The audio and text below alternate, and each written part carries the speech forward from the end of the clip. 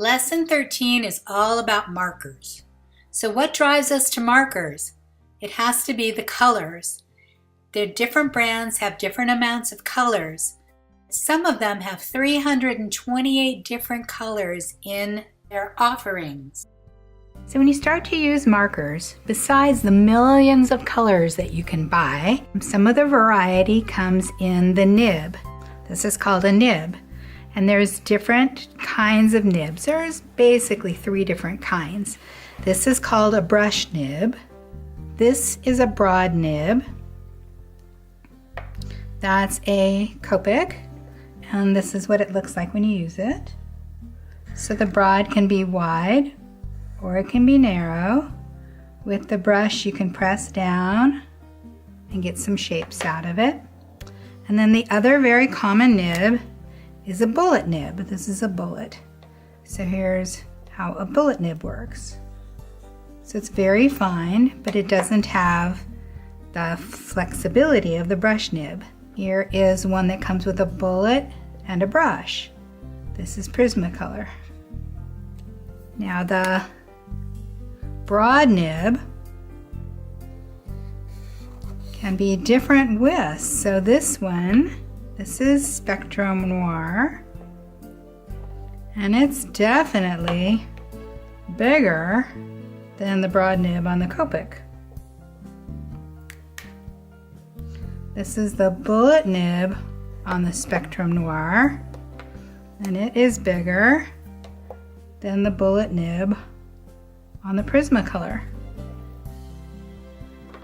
And then this is a modified bullet. It actually looks more like a bullet than anything. This is a Bic Market. That's really wide. And then the Bic also comes in a fine point nib. Look at that little thing. So doing little teeny detail work, that works really well.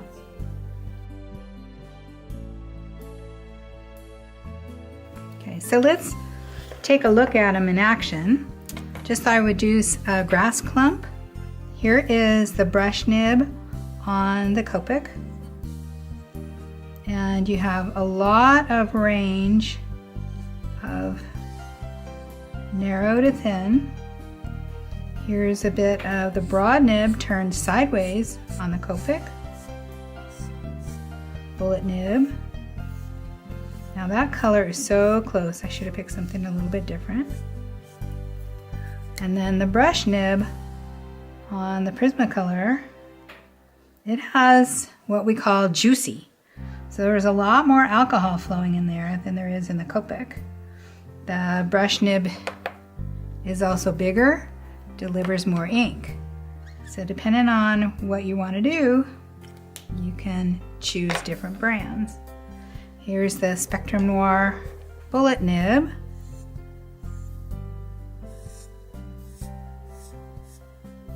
And the broad nib turned on its side. And then the Bic marker, this is the bullet nib.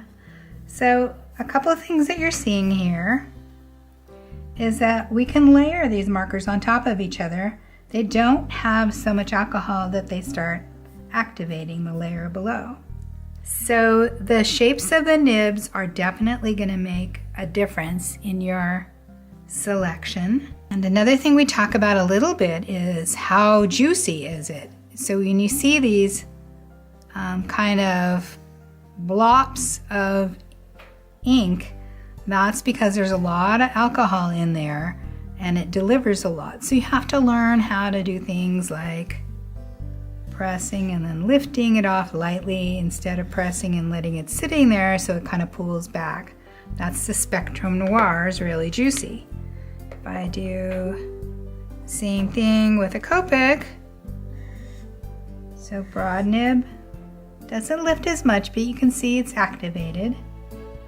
And then if you just keep pressure down at the end, you'll get this kind of circly thing. Okay, here's a Spectrum Noir with some yellow. And you can start layering on top. So let's put a little bit of that yellow in here. That's looking really neat. So for those of you that haven't used markers before, they give you a lot of control. A really good way to get to know how to use markers is to do a silhouette. So I have a little dreamscape here.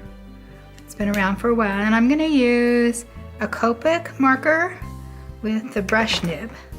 This is a brush nib, and I've gone ahead and traced in my tree. So when you use the brush nib, you can press down to make things wider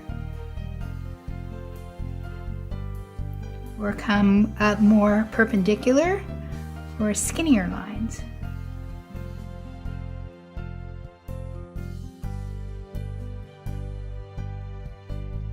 Depending on the marker, you'll get some brush strokes. But you're seeing that the alcohol in the marker isn't activating anything from the pour that's on the page. So this is a really good way to practice using a marker.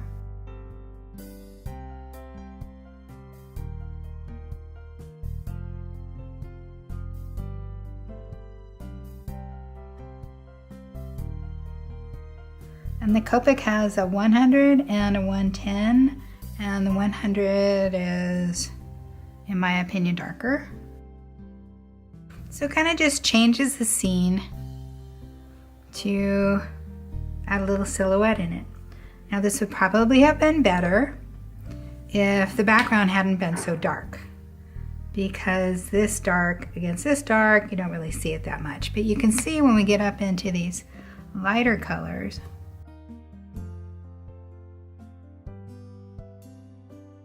the branches get easier to see against that pale background. So have fun doing some silhouettes.